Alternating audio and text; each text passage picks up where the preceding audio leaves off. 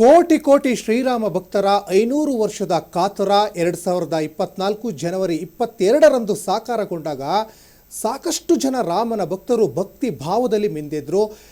ಮಂದಿರ ನಿರ್ಮಾಣವಾಗಿ ಕೇವಲ 2 ವರ್ಷಕ್ಕೆ ದೇಣಿಗೆ ಹಣ ಕಳ್ತನ ಆದಾಗ ನಿಜಕ್ಕೂ ರಾಮನ ಭಕ್ತರ ಒಂದು ಮನಸ್ಸಿಗೆ ದೊಡ್ಡ ಘಾಸಿಯಾಗಿದೆ. ಆ ಪ್ರಕರಣಕ್ಕೆ ಸಂಬಂಧಪಟ್ಟ ಹಾಗೆ ಈಗ 8 ಜನ ಏನೀಗ ಆರೋಪಿಗಳಿದ್ದಾರಲ್ಲ ಅವ್ರನ್ನ ಈಗ ಅರೆಸ್ಟ್ ಮಾಡಿದ್ದಾರೆ. SIT ತೀವ್ರಗತಿಯಾದಂಥ ಒಂದು ವಿಚಾರಣೆ ಕೂಡ ಈಗ ನಡೆಸ್ತಾ ಇದೆ.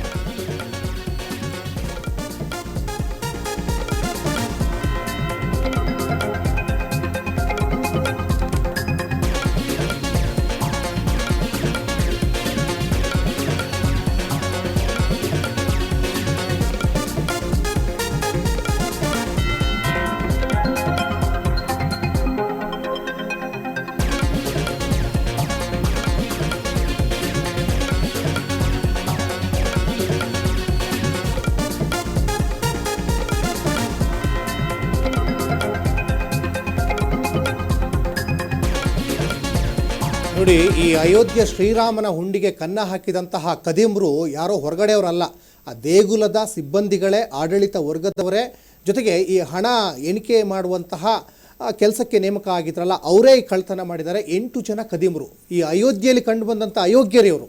ಹಾಗಾಗಿ ನೋಡಿ, ಈ ಶ್ರೀರಾಮ ಮಂದಿರದ ಹುಂಡಿ ಕಳ್ತನ ಪ್ರಕರಣ ರಾಜಕೀಯ ತಿರುವು ಪಡ್ಕೊಂಡಿದೆ. RSS ಹಾಗೂ BJP ವಿರುದ್ಧ ಮನೆಗಳಲ್ಲಿ ಈಗ ಪೋಸ್ಟರನ್ನು ಅಂಟಿಸುವ ಕೆಲಸಕ್ಕೆ ಮುಂದಾಗಿದ್ದಾರೆ. ಅಂದರೆ ಹಿಂದುತ್ವದ ಹೆಸರಲ್ಲಿ BJPಗರು ಮೋಸ ಮಾಡ್ತಾ ಇದ್ದಾರೆ. ಅಯೋಧ್ಯೆ ಶ್ರೀರಾಮನ ಹುಂಡಿಗೆ ಕನ್ನ ಹಾಕಿದ ಪ್ರಕರಣ ಬೇರೆ ಬೇರೆ ಮಜಲನ್ನು ಪಡ್ಕೊಳ್ತಾ ಇದೆ. ಶ್ರೀರಾಮ ಮಂದಿರ ಹುಂಡಿ ಕಳ್ಳತನ ಈಗ ರಾಜಕೀಯ ತಿರುವನ್ನು ಪಡ್ಕೊಂಡಿದೆ. ಏನು ರಾಜಕೀಯ ತಿರುವು ಪಡ್ಕೊಂಡಿದೆ ಅಂದರೆ RSS ರಾಷ್ಟ್ರೀಯ ಸ್ವಯಂ ಸೇವಕ ಸಂಘ ಹಾಗೂ BJP ವಿರುದ್ಧ ಮನೆಗಳಲ್ಲಿ ಪೋಸ್ಟರ್ ಹರಿದಾಡ್ತಾ ಇದೆ. ಅವತ್ತು ಗಜನಿ ಮಹಮ್ಮದ್ ದೇವಸ್ಥಾನಗಳನ್ನು ಲೂಟಿ ಹೊಡೆದ, 17 ಬಾರಿ ಬಂದು ಲೂಟಿ ಮಾಡ್ದ ಆತ. ಗಜನಿ ಬಿಟ್ಟರೆ ಹೆಚ್ಚು ಲೂಟಿ ಹೊಡೆದಿದ್ದು RSS ಹಾಗೂ BJP ಅಂತ BJPಯೇತರ ಪಕ್ಷಗಳು ಗಂಭೀರ ಆರೋಪ ಮಾಡ್ತಾ ಇದೆ. ಹಿಂದುತ್ವದ ಹೆಸರಲ್ಲಿ ಕಳ್ತನ ಮಾಡ್ತಾ ಇದ್ದಾರೆ, ಸಾಕಷ್ಟು ಹುಷಾರಾಗಿರಿ, ಎಚ್ಚರಿಕೆ ಅಂತ ಪೋಸ್ಟರ್ಗಳು ಹರಿದಾಡ್ತಾ ಇದ್ದಾವೆ. ಹಿಂದುತ್ವದ ಹೆಸರಲ್ಲಿ ಮನೆಗೆ ಬರ್ತಾರೆ ಅಂಧ ಭಕ್ತ ಕಳ್ಳರು. ನಾಗರಿಕ ಬಂಧುಗಳೇ ಎಚ್ಚರಿಕೆ ಅಂತ ಒಂದಿಷ್ಟು ಪೋಸ್ಟರ್ಗಳು ಈಗ ಹರಿದಾಡ್ತಾ ಇದ್ದಾವೆ. RSS ಜೊತೆಗೆ BJPಯವರು ಶ್ರೀರಾಮನ ಹೆಸರಲ್ಲಿ ನಾಮ ಹಾಕ್ತಾ ಇದ್ದಾರೆ. ಅಯೋಧ್ಯೆ ಹುಂಡಿ ಕದ್ದ ಕಳ್ಳರನ್ನು ರಕ್ಷಣೆ ಮಾಡ್ತಾ ಇದ್ದಾರೆ ಅಂತ ಈಗ ಪೋಸ್ಟ್ರು ಈಗ ಹಂಚಲಾಗ್ತಾ ಇದೆ. ಈ ಒಂದು ಪ್ರಕರಣ ಈಗ ಸುಪ್ರೀಂ ಕೋರ್ಟು ಮೆಟ್ಟಿಲು ಈಗ ಮುಟ್ಟಿದೆ. ಹೋಗಿ ಸುಪ್ರೀಂ ಕೋರ್ಟ್ನಲ್ಲಿ ಈಗ ಈ ಅರ್ಜಿ ವಿಚಾರಣೆ ಆಗಬೇಕಾಗಿದೆ. ಆದರೆ ಇನ್ನೊಂದು ವಿಚಾರ ಅಂದರೆ ಈ ಕಳ್ಳರು ಏನಿದಾರಲ್ಲ 8 ಜನ, ಅವರ ಪರವಾಗಿ ವಕಾಲತ್ತನ್ನು ವಹಿಸಲಿಕ್ಕೆ ಯಾವ ವಕೀಲರು ಕೂಡ ಮುಂದೆ ಬರ್ತಾ ಇಲ್ಲ, ಬರೋದು ಇಲ್ಲ. ಹಾಗಾಗಿ ಆ ದೇಗುಲದ ಒಳಗಡೆ ಇರುವಂತಹ ಸಿಬ್ಬಂದಿಗಳೇ ಕಳ್ತನ ಮಾಡಿದ್ದಾರೆ. 8 ಜನ ಆರೋಪಿಗಳು. SIT ತೀವ್ರಗತಿಯಾದಂಥ ವಿಚಾರಣೆ ಮಾಡ್ತಾ ಇದ್ದಾರೆ. ಈ ಮುಂಚೆ ಅವರು ಭಾಳ ಒಂದು ಸಾಮಾನ್ಯ ಜೀವನವನ್ನು ನಡೆಸ್ತಾ ಇದ್ದರು, ಈಗ ಐಷಾರಾಮಿ ಜೀವನ ಮಾಡ್ತಾ ಇದ್ದಾರೆ.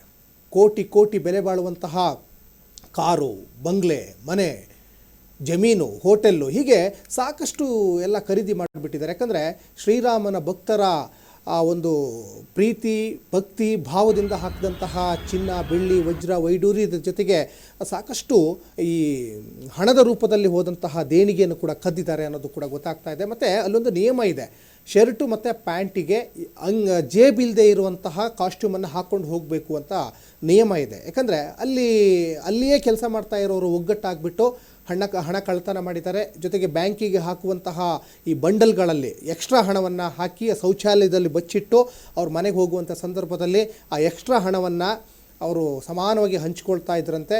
ಮತ್ತು ಇಲ್ಲಿ ಈ ಶ್ರೀರಾಮ ಜನ್ಮಭೂಮಿ ಏನಿದೆಯಲ್ಲ, ಇಲ್ಲಿಯ ಟ್ರಸ್ಟ್ಗಳಿಗೆ ಸಾಕಷ್ಟು ಮೋಸ ಕೂಡ ಆಗಿದೆ.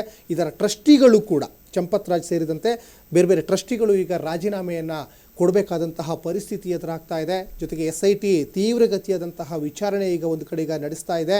ಐಷಾರಾಮಿ ಜೀವನವನ್ನು ಮಾಡಲಿಕ್ಕೋಸ್ಕರನೇ ಆ ಸಿಬ್ಬಂದಿಗಳು ಅಲ್ಲಿ ನೇಮಕ ಆದ್ರ. ನೋಡಿ, ಇಷ್ಟು ಸುಸಜ್ಜಿತವಾದಂಥ ದೇವಸ್ಥಾನದಲ್ಲಿ ಒಂದೇ ಒಂದು ಕಬ್ಬಿಣದ ತುಂಡು ಬಳಸಿಲ್ಲ, ಅಮೃತ ಶಿಲೆಗಳನ್ನು ಬಳಸಿದ್ದಾರೆ. ಮತ್ತು ರಾಜಸ್ಥಾನದ ಕಲ್ಲುಗಳನ್ನು ಬಳಸಿದ್ದಾರೆ.